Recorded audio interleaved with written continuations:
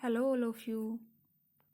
तो कल हमने सेंटर ऑफ मास किया था, द्रव्यमान केंद्र। ठीक है, उसकी डेफिनेशन देखी थी और उसकी मैथमेटिकली डेफिनेशन देखी थी हमने।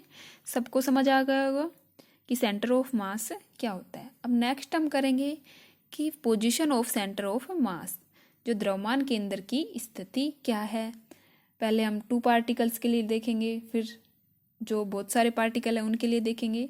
ठीक है, तो उससे पहले हम एक बार जो हमने कल यूज किया था त्रिभुज के नियम से, जो त्रिभुज के नियम से निकाला लॉ ऑफ ट्राइंगल, जो वेक्टर कैलकुलस लॉ निकाला था, वो कैसे निकाला था। ठीक है, जो हमने एक इक्वेशन लिखी थी RCM plus RCI equal to RI। ये इक्वेशन हमारी फर्स्ट थी। ये कैसे आई थी? ठीक है, तो एक बार ध्यान से देखना वेक्टर कैलकुलस लॉ क्या होता है, ये हम देखेंगे। हमारे पास कुछ इस प्रकार था, यह हमने C पॉइंट लिया था, या हमने P पॉइंट लिया था, और ये हमारे पास पोजीशन वेक्टर था, और ये इससे डिस्टेंस पोजीशन वेक्टर, ये था RCM, और ये हमने डिस्टेंस ली थी RCI, और ये था हमारे पास RI। ठीक है, इस प्रकार था कुछ। तो इसमें हमने क्या किया था, ध्यान रखना ये सदिश नियम से है। सदिश नियम क्या है? बन तो एक ट्रायंगल है, लेकिन इनकी डायरेक्शन देखना, सदिश के नियम से हम इसको यूज करेंगे। अब देखना ये हमारे पास RCM, RCI और RI। तो इसमें वेक्टर कैलकुलस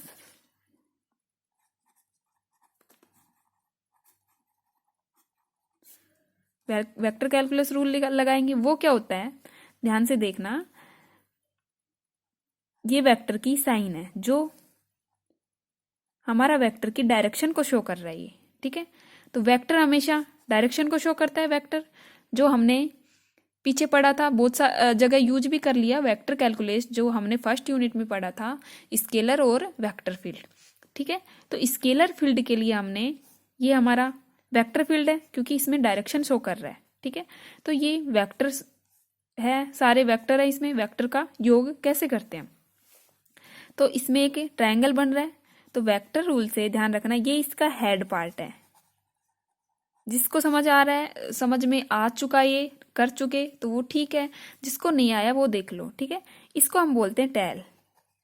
ठीक है, तो जो इसका सिरा होता है, जो इसकी डायरेक्शन को शो कर रहा है, उसको तो हम हेड बोलेंगे, और जो ये दूसरा पार्ट होता है उसको टेल बोलेंगे, हेड टेल।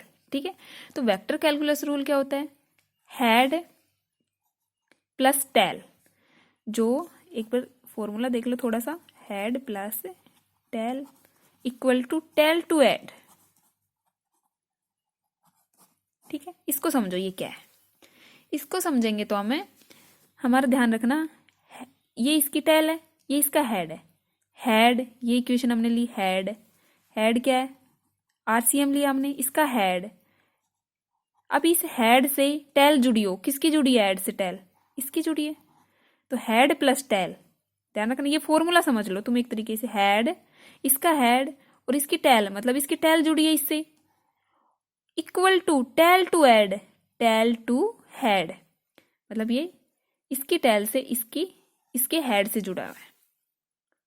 आया समझ में? तुम ये रूल जैसे तुम बोलोगे कि मैम हम यहां भी लगा सकते हैं, ये कि इसका हेड, हेड प्लस टेल। अब टेल किसकी जुड़ रही है, इसकी हेड से, किसी की नहीं जुड़ रही, तो फिर कैसे, ये यहां से तो लगा नहीं सकते।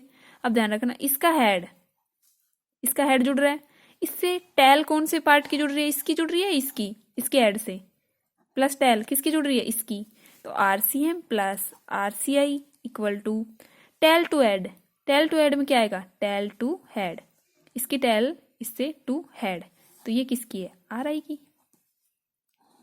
तो इस प्रकार हमने वेक्टर कैलकुलस, ये जो नियम लगाया था, ये इस प्रकार लगाया था, इसे ट्रायंगल में। दोबारा से समझ लो कि एक जो वेक्टर होता है उसकी डायरेक्शन में, ये इसको हेड बोलते हैं, इसको टेल बोलते हैं। ये हमारा एक फॉर्मूला, लाइक ये फॉर्मूला समझ लो, जो मतलब बनाया हुआ एक तरीके से तुम्हें समझने के पर्पज से। ठीक है, तो इसमें अगर हम करें, जो ट्रायंगल है, तो कोई भी जो वेक्टर है, ये वेक्टर की एक लाइन है, ये वेक्टर की लाइन है, ट्रायंगल वेक्टर की लाइनों से मिलकर बना होता है। तो इसमें हम क्या करेंगे, ये फॉर्मूला यूज करने की कोशिश करेंगे। तो ये कैसे यूज होगा, ध्यान रखना, हेड, कोई भी वेक्टर ले लो, उसका हेड ले लो, ठीक है। हेड लिया हमने, पकड़ लिया इसको, या फिर इसको पकड़ो एक बार, हेड ले लिया। अब इससे प्लस टेल जुड़ी होनी चाहिए। अब इसके हेड से तो कोई टेल जुड़ी नहीं रही, मतलब इसके कोई भी वेक्टर सदिश का जो पीछे वाला पार्ट इससे जुड़ी नहीं रहा, इसके हेड से जुड़ रहा है, नहीं, एक हेड ही जुड़ रहा है, टेल तो नहीं जुड़ रहा, तो ये इस पे तो हम नहीं लगा सकते। अब इसका हेड लिया, इससे टेल जुड़ रही है, ठीक है। तो हेड टेल किसकी जुड़ रही है, इसकी, तो हेड प्लस टेल, इसकी टेल जुड़ रही है, equal to tail to head, equal to tail to head. आया समझ में? इस प्रकार हमने RCM plus RCI equal to RI use किया। ओके, किसी को भी समझ में नहीं आया तो दोबारा पूछ लेना। ये यूज हम बहुत सारी जगह यूज कर चुके हैं।